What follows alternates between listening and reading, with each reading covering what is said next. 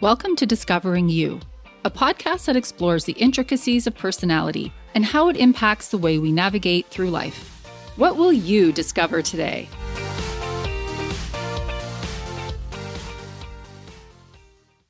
Hi, listeners. Hi, Heather. Hi there. How's everyone feeling today? I'm feeling tired, So you got low energy? feeling like you need to rest. Low energy. Now it says unpleasant. I don't feel unpleasant, but that's where tired landed Yeah, in the app. And so I do really just kind of feel like I need a nap. I get it. It's funny that, though, because last time when we did it, I got red, which I never get red because, and I think I had a lot of energy, but I don't remember what the word was, but I was surprised that it was in the category that had talked about the unpleasant. I think it sounds worse than it's meant to be. And I get it. For tired, you can kind of see it because if you're tired, it doesn't mean you have to be in a terrible mood. You're just low key. So I think that's more what it is. How are you feeling? I'm in the green, also low energy. So both of us have low energy, but pleasant. I got one today that I have never had before. I got appreciated. Oh, nice. I was just looking, I was hovering around, and it's a nice feeling to be able to say that. I had a really nice call earlier in the day from someone that had hired me to work in a situation with a facilitation, and it went really well. And so the people involved felt great, and she was happy and giving me positive feedback. I think because I had just finished that, I thought, yeah, you know what? I feel appreciated and reminds me of why I do this. Wow, that's amazing. Yeah, love when that happens.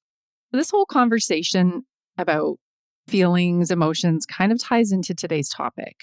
My question is, what do impulse control, emotion regulation, and stress management have in common? They are the three facets which make up the self-control component of emotional intelligence. This is the first in a series that I'm going to be doing to show why EI, aka emotional intelligence, is more valuable than ever as AI, artificial intelligence, increasingly seeps into our lives. Before we dive in, though, it's time for our monthly disc analogy. National Wine Day is coming up. Here is disc as wine. My favorite. You're going to have some stuff to say. For high D, it's red wine. I'm thinking full-bodied, rich, probably a Malbec. For high I, of course, it's sparkling, bubbly, effervescent. High S is rosé, balanced and pleasing.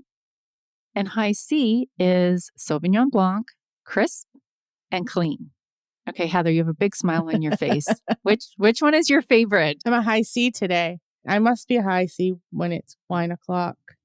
It's funny. I like that, but I also do love bubbly. And as we know, I don't have a high I, but I do appreciate bubbly, but I love a good Sauvignon Blanc too.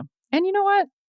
Rosé too. What the heck? The only one that I can't get on board with, which makes me sad, is red. I used to be a red wine drinker and it just didn't agree with me. We had to break up. I loved red wine more than red wine loved me. A sad but You're true tale. so funny. Anyway, cheers. Cheers. Back to EI. I decided to probe this topic because I've seen an uptick in the requests from leaders to delve into these facets with their employees and even themselves. When I first explored emotional intelligence in episodes 5 and 6, I mentioned that EQ assessments and coaching are often used to help someone progress from one level to another. Maybe there's something blocking their progress, and usually it's tied to the, quote, soft skills, now understood to be the essential skills of emotional intelligence. You may remember that EQ is divided into interpersonal, which is understanding and influencing emotions in others, and intrapersonal, which is understanding and managing emotions in ourselves. I've explored the inter on the podcast quite a bit.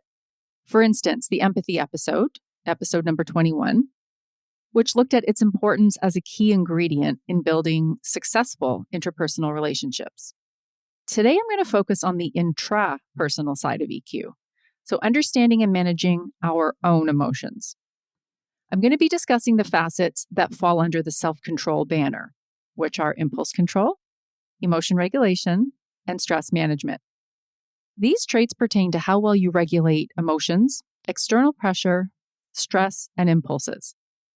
As I mentioned, this has been cropping up a lot recently in that there have been some workplace challenges with emotional regulation and impulse control. And of course, these are interconnected to stress management. It's not surprising that if someone feels overwhelmed by stress, they'll probably not be in the best frame of mind and may snap irritably at a colleague or rush to a decision to get something off their plate, when instead taking some time to reflect would likely produce a more measured response. As I like to do, I'm going to give you a few sample questions that you would find on an EQ assessment specific to these self-control factors, so you can gauge a sense of how you may answer. This assessment uses a Likert scale, which usually ranges from 1 to 7. In this case, 1 would represent not at all likely, and 7 would be extremely likely. We're going to give this a shot. Here we go. Number 1. You find out in a meeting that your project has encountered a setback.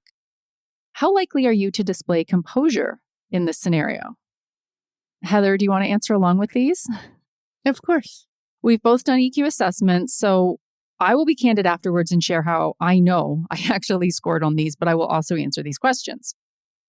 For this question, I'm probably going to score myself about a 5, which would fall into the reasonably likely to display composure.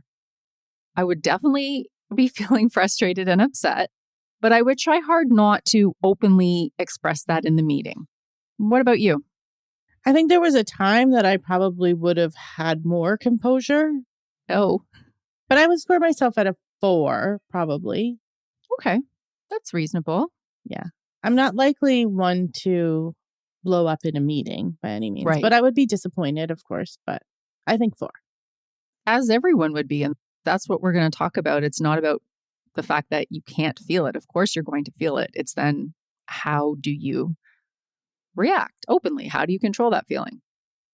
Okay, so that one was probing for emotion regulation. Question number 2. How likely are you to weigh up information, plan ahead, and use data to make decisions?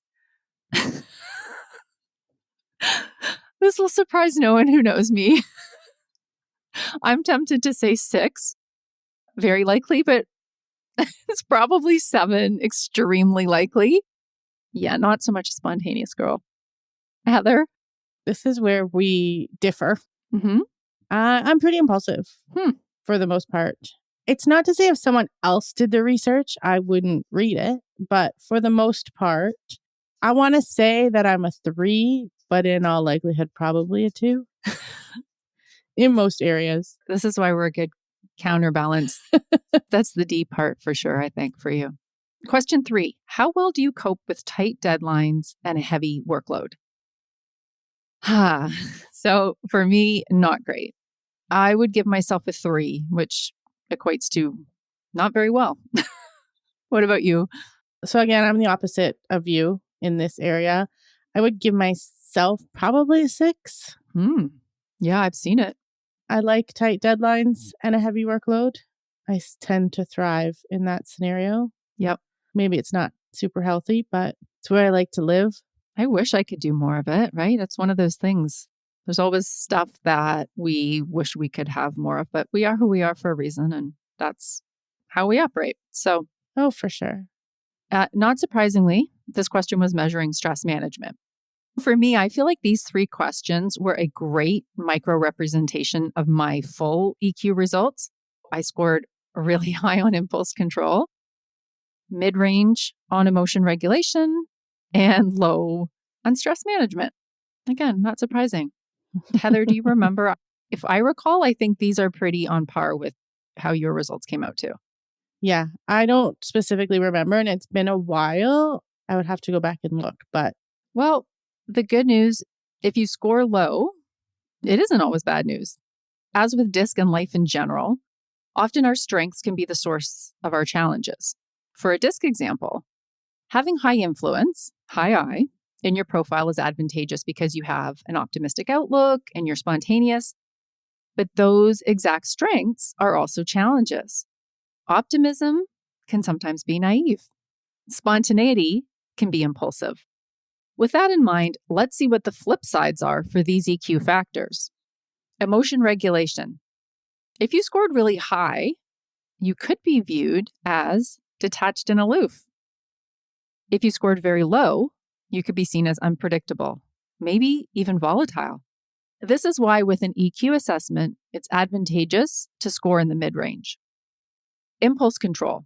If your results are very high, you could suffer from analysis paralysis. Has that ever happened to you? No, never. And if the results are very low, you could be seen as a loose cannon and may not be taken seriously. I don't really see that with you though, Heather. My impulse control is more like personal. Okay.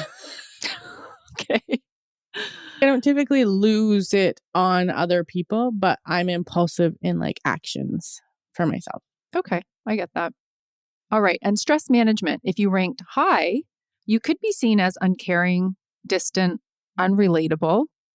If you ranked low, it increases chances of overreacting, difficulty prioritizing, and that could lead to outbursts. So what happens if you realize that these are challenges for you? Or perhaps it's one of your employees. Do you have to just accept that this is the way it is? No. Just because we're naturally disposed to something doesn't mean we can't apply some strategies and techniques to develop it. I'm going to share some of the strategies that I incorporate if I'm coaching someone who has challenges with these facets, starting with emotion regulation. So this looks at how capable a person is of controlling their emotions or thinking before they act. I'll often start by asking the person to hone in on what and who they think may push their buttons. When we think about this stuff outside of the moment, it's easier to approach it calmly and rationally. If we wait until we're in an emotionally high-stakes situation and just react in that moment without forethought or techniques, we can find ourselves in choppy waters. After you've identified your triggers, try and connect them to physical reactions that accompany negative, stressful thoughts. For example, try and notice if when you're upset, your stomach tightens, or maybe your mouth gets dry, or your breathing is faster. What's fascinating is that when you focus on this, you'll realize that physical signs are often present before the mental awareness kicks in. When you can recognize this, it enables you to take the time to interrupt or modify the feeling. Isn't that wild, Heather, that you're not even maybe aware of it, but your body's aware of it sort of before. Literally having like a physiological response. Yeah. Do you have any symptoms in this kind of scenario that tip you off? Yeah, it's interesting. In a previous chapter of this life, I was a smoker. Mm-hmm. And so now I notice that I'll feel that, even though I've quit smoking for years now, I'll still feel that sort of feeling I used to get where right before I would go have a cigarette. And I don't know how to put a word to it, whether it's like antsy or angsty or something along those lines. Now I'll, go for a walk. It's hard to put words to it, but that's how I relate it in my head. Right. I mean, I used to use that crutch. I have to pause to say congratulations. That's amazing. Thanks. That you quit. I know that's a really, really hard thing to do. So I think that's awesome. For me, I know with me, the symptoms is it's a kind of a combination of I can feel my heart rate speeding up. And if any of you have a Fitbit, like sometimes I've actually looked down and be like, oh yeah, there we go. Oh, wow. I can actually see it.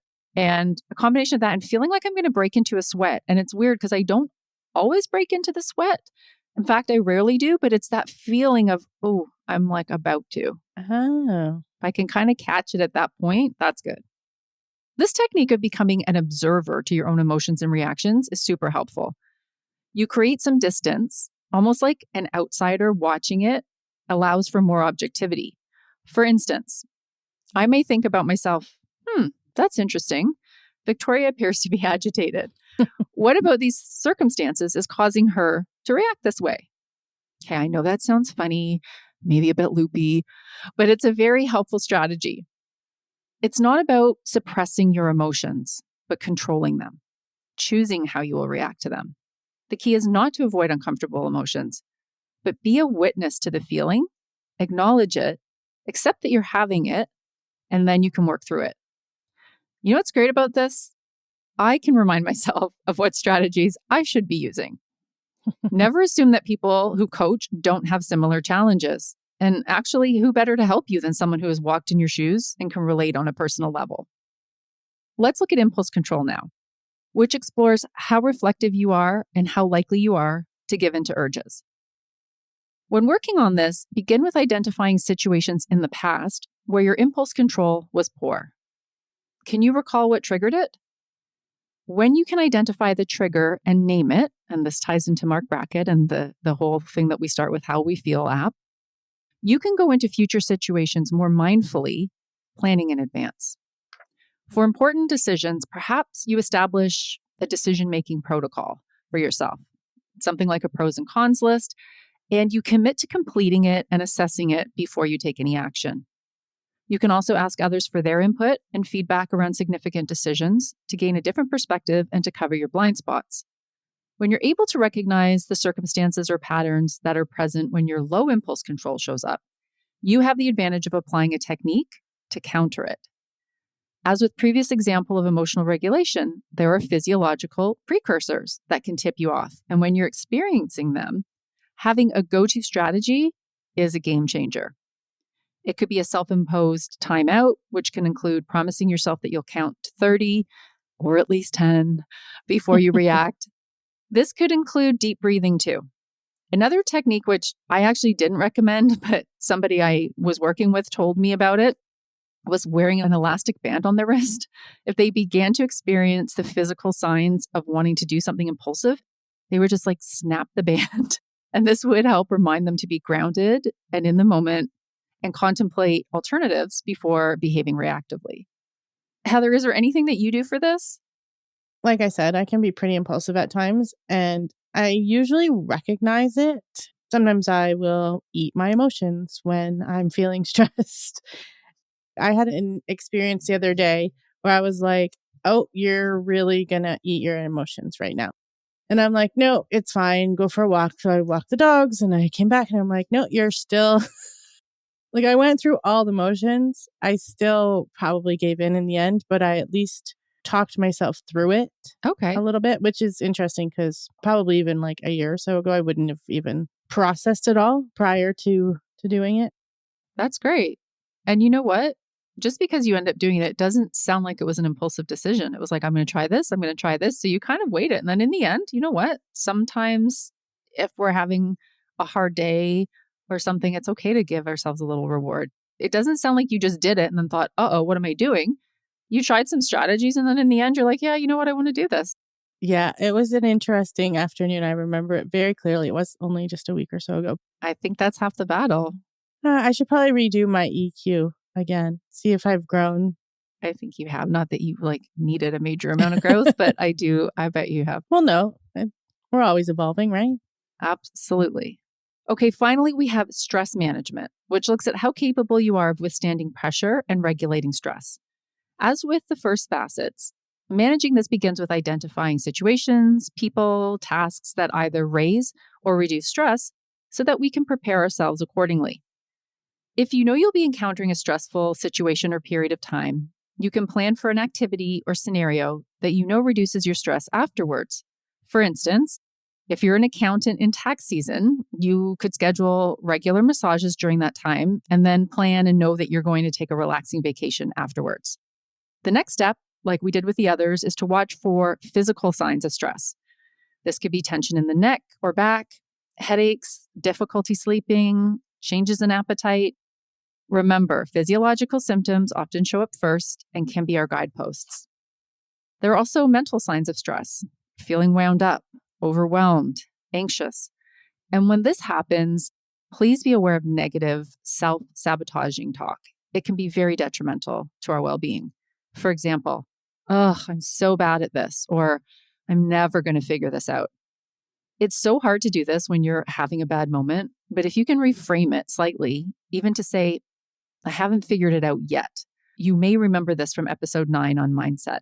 Give yourself space to take a breath and come back to it when you're feeling calmer. Maybe go for a walk, listen to music, or connect with something that brings fun or joy into the equation.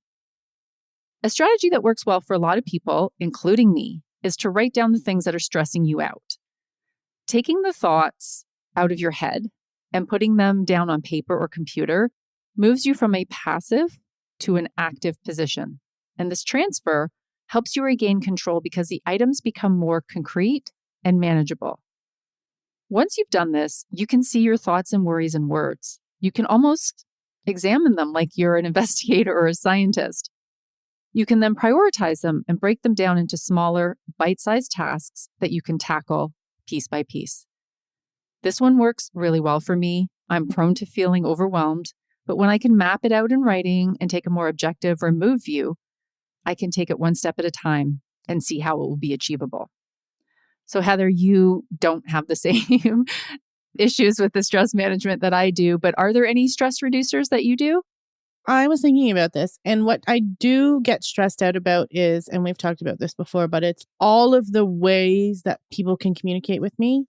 I get overwhelmed with this many Slack messages and this many emails, and there's a text message that came through. And so I get stressed out with how much communication and that I'm missing things. And so when I feel that, I literally stop everything. I go gather all my communications. I make a to-do list, every flagged email, every flagged text, and I just write them all down. And then I just start at the top and I just go through it, because otherwise I'm just spinning my wheels trying to stop thinking about it. I'm not getting anything done because I'm just trying to navigate all the different ways of communicating, which I think probably has more to do with introversion.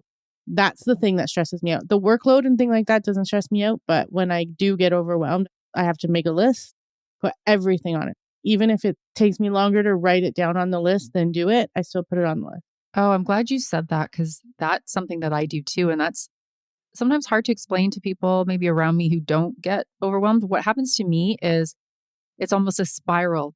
Then things that are minor and like they could be personal things, like even something that's quote fun that I know is coming up.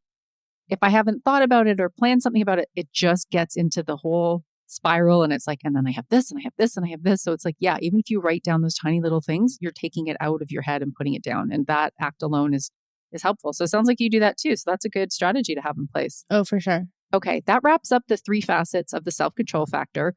Down the road, I'll be exploring the other EQ factors, as it's more vital now in the AI age than ever to understand and enhance these abilities.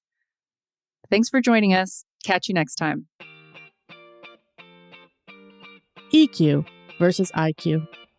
Join Victoria for an eye-opening look at how soft skills are in fact essential skills. You will discover the limitations of IQ versus EQ, EQ's role in leadership and team harmony, the cornerstones of emotional intelligence, empathy, and self-awareness, how to uncover and develop your own EQ for workplace success. If you are interested in connecting with Victoria for team building, strategic onboarding, coaching, or speaking engagement, you can contact her at discoverwhatworks@gmail.com. This show is a Twisted Spur media production produced by our very own Heather McPherson. If you enjoyed this podcast, please share with a friend and subscribe wherever you listen to podcasts.